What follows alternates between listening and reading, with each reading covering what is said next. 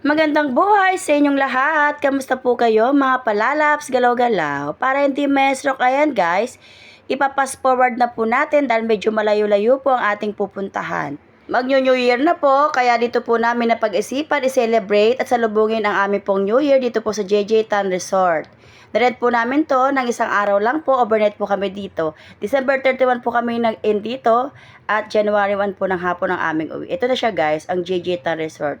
Ang masasabi ko lang dito guys, malinis at maaliwalas po ang lugar. At mababait po ang mga staff po dito guys. Ayan sila guys, mga friendly po ang mga tao dito. At ganyan po kalinis ang kanilang lugar. At ang kagandahan po dito, ang tubig po nila dito sa kalang swimming pool ay galing pong bundok. Kaya kusa po umaagos at talagang malinis po siya guys. At kahit ano pong celebration, ang ganapin nyo, pwede po.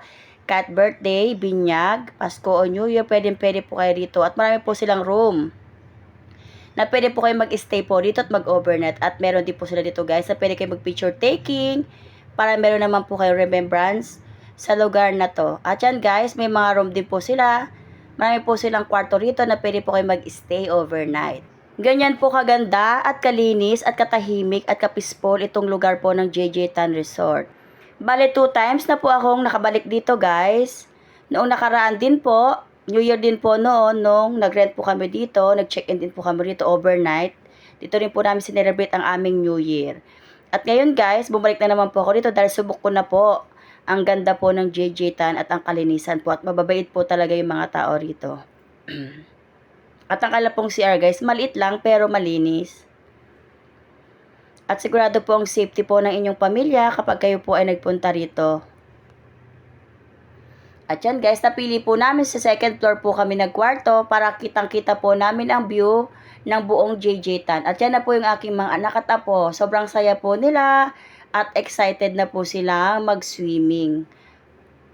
Ayan guys, sobrang saya po nila. Halos takbuhan na po sila ng takbuhan. Ito pong aking apo na si Sky. Halos tinatakbo na po niya at lundagin na po niya ang swimming pool. Gusto na rin po niyang lumublob sa tubig. At yan guys, dyan po ang napili po namin cottage sa may bandang dulo po, malapit po sa kusina at malapit din po sa CR. Kasi may mga bata po kami kasama para malapit po sila sa CR.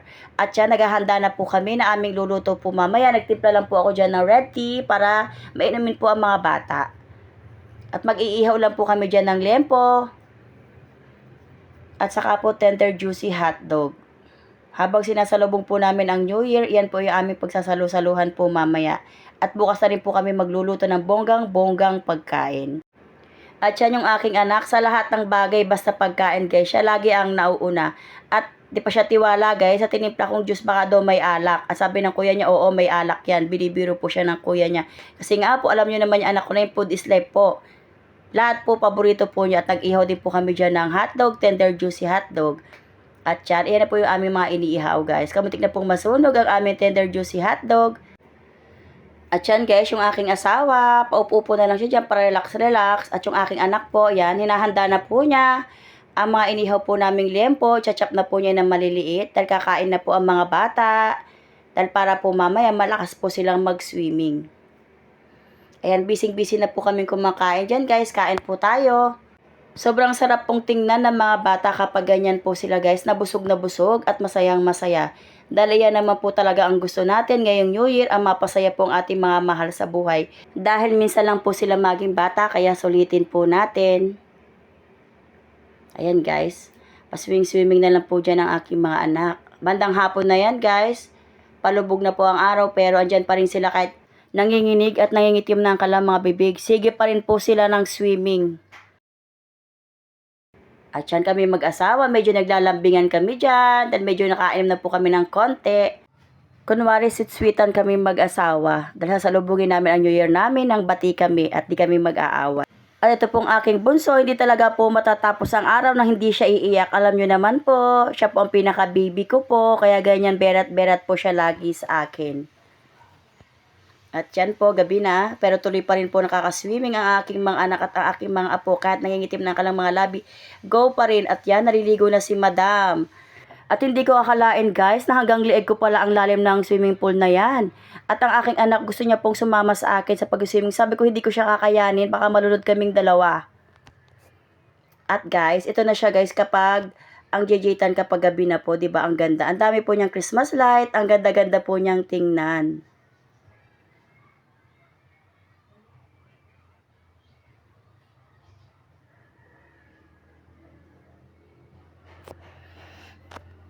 At ito po ang aking mga anak, nagsawa na po sila doon po sa isang swimming pool, kaya dito na po sila sa pangbata. Dahil hindi po sila pwede doon dahil masyado nga pong malalim. At ito po aking si Princess, pa-emot-emot na lang po siya dyan, padikwa-dikwato na lang po ng kanyang mga paa. At ito po yung aking mga apo at aking anak. Para po silang mga sirena dyan guys, na wala pong tigil ng kakadlundag-lundag at kakaswimming. At kapag gusto nyo po mag-rent ng video okay, dyan po kayo pwesto. Dahil hindi po pwedeng buhatin ang kalang video okay dahil nakaset up na po lahat po dyan. At ito po yung aking asawa at ang aking anak. Medyo lasing na po sila, nakaim na po ng konti. Pinag-uusapan po nila yung kaninang pagpunta po namin dito. Nauna po silang magpunta dito sa JJ Tan dahil sabi po ng anak ko, alam daw po niya itong Baliti Resort po na ito. Pero nung pagdating po namin dito guys, halos wala pa po sila. Nakapagsimba na po kami.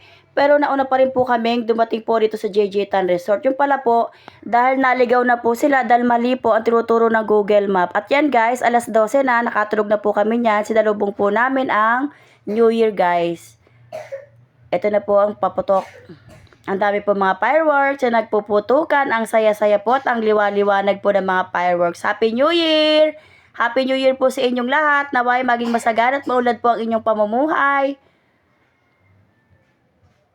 Ang ganda-ganda pong tingnan ng mga fireworks habang puputok-putok po sa kalangitan guys. Ang liwa-liwanag po, di ba?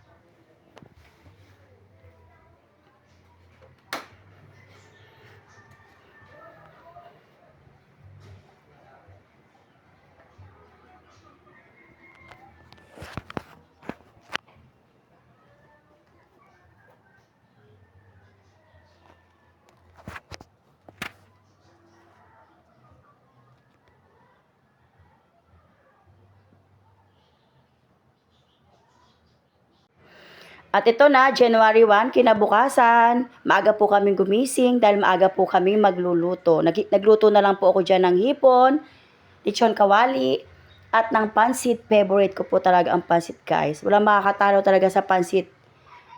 Talagang paborito ko po yan. At yan guys, yung aking mga apo, alas 6 pa lang yan. Talagang sinulit po talaga nila ang pag-swimming sa JJ Tan na yan guys. Kaya hindi na po kami lugi sa binayad po namin dyan.